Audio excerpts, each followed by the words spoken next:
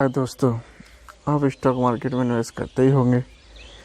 तो आपने एक स्टॉक को रिलायंस इंडस्ट्रियल को आप जानते ही होंगे। उसमें दिन प्रतिदिन तेज़ी होती जा रही है। नया नया वो स्टॉक कहाँ तक जाएगा आपको मालूम नहीं होगा। यह स्टॉक कितना ऊपर तक जा सकता है या नहीं जा सकता है, और किस तरह से ऊपर जाएगा, तो किस तरह से आपको स्टेप लेना है, इसके अंदर बाय करना है या सेलिंग करना है, या उसमें पोजीशन लेना चाहिए कि नहीं लेना चाहिए, क्या टारगेट रहेंगे, क्या चीज़ें रहेंगी, तो आपको सारी चीज़ें मालूम करना पड़ेगा। ये अब चलो चलते हैं रिलायंस इंडस्ट्रियल का स्टॉक के चार्ट पर। चार्ट मैंने ओपन करता हूँ। 1 डे चार्ट लगाया है अभी। 1 डे चार्ट में आपको देखिए इसकी एक बहुत लंबी रैली आई है, क्योंकि इसमें न्यूज़ के कारण बढ़ते बढ़ते काफ़ी तेज़ी से बढ़ते गया। मार्केट वेरी सिंपल है। जहाँ पर इसने होल्ड किया तो इसने ये सब सपोर्ट बनाया और ये वाला रेजिस्टेंस बनाया। फिर इसने यहाँ पर ऐसे करके प्राइस एक्शन बना के या बिट हैंड कम कैंडल बना के कप वाला पैटर्न बना के यहाँ से ब्रेक किया है इसने। तो इस स्टॉक में दोबारा से तेज़ी हुई है। इसने फिर यहाँ पर होल्ड किया, वही सेम पैटर्न, यहाँ से फिर वही सेम पैटर्न, सारे सेम पैटर्न बनाते हुए जा रहा है। पर यहाँ पर इसने देखो क्या किया है। यहाँ पर इतने दिनों से होल्ड किया था। अब मार्केट इसको सोच रहा था कि स्टैंड ऊपर जाए या नीचे आएगा, पता नहीं। सारी दुनिया यही सोच रही है मार्केट रिलायंस क्या होगा, बहुत बढ़ गया है, गिरेगा कि नहीं गिरेगा। तो आप ये चैनल में चल रहा था, आप इसे देख सकते हो, कोई बड़ी बात नहीं है, वेरी सिंपल है। आप इसको देखिए, एक चैनल में आया था, इसने इसको ब्रेक किया है। एक दिन चैनल से बाहर ओपन हुआ था गैप, तो ऊपर खुला, गैप अप खुला, फिर ऊपर से नीचे तक आया था। उसने फिर इसका सपोर्ट लेके फिर इसको ब्रेक करके, क्योंकि चैनल के बाहर क्लोज नहीं दिया था, चैनल के बाहर क्लोज नहीं दिया था इसने, इसलिए आप देख रहे होंगे कि बाहर क्लोज नहीं दिया। ये मार्केट यहाँ ओपन हुआ था ऊपर, पर क्लोजिंग उसने नीचे दिया। फिर ऐसे करके इसने फिर हरा कैंडल बनाया, तो इसने क्लोजिंग ऊपर दिया सब इस चैनल के बाहर इसलिए तेज़ी हुआ है। और ना कि इसमें कोई न्यूज का है, और ना ही कुछ आप सोच रहे हो कि अलग से कोई डिफेक्ट आया है।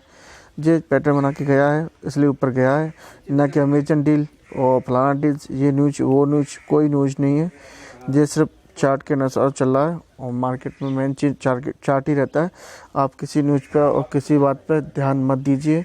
आपको अगर इस स्टॉक में देखना है तो ये चार्ट को ही फॉलो करेगा, चार्ट से ही ऊपर जाएगा। अगर उसे मार्केट को और ऊपर भी जाना होगा तो चार्ट के इसको ही बनाते बनाते ही जाएगा, और ना कि कोई न्यूज, ना वो कुछ नहीं है इसमें। मार्केट में ये सारी अफवाहें, ना कि कोई बड़ी बात नहीं है। और मैं प्रूव भी कर रहा हूँ कि क्यों न्यूज़ की कोई दिक्कत नहीं है, आप देख सकते हो। हम तुम्हें एनएससी की साइट पर ले जाते हैं। रिलायंस इंडस्ट्रियल का क्या काम किया उसने, देखिए रिलायंस इंडस्ट्रियल आ गया है।